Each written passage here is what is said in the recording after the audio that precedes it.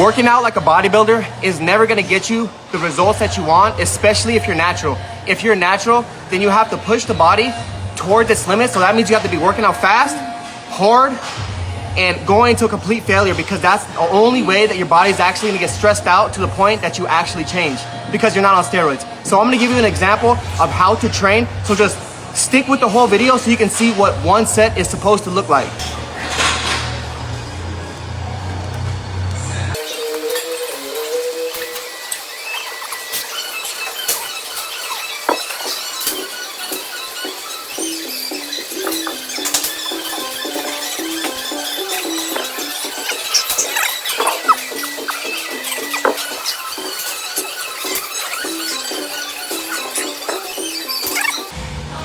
This is natural.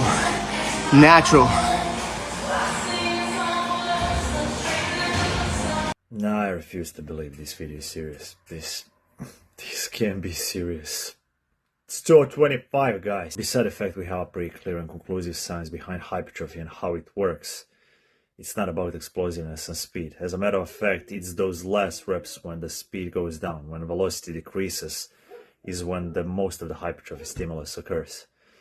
When your muscle fibers come close to contractile failure. Not to mention this high rep supersetting circuit style of training, not only it won't aid in hypertrophy, it might actually go against it due to increase in fatigue accumulation and basically accumulating a bunch of additional junk volume. And that's just another thing we have conclusive science behind. Supersets in most cases are inferior to regular straight sets when it comes to muscle growth, because supersets lead to a certain degree of performance and recovery interference. But no, muscle growth is not about explosiveness, speed, or feeling fatigued. This is basically a prime example of how not every J guy knows what he's talking about. But I still genuinely hope this video is a joke or rage bait. I said this a bunch of times before and I'll repeat it again. Some guys look the way they do in spite of what they do, not because of what they do.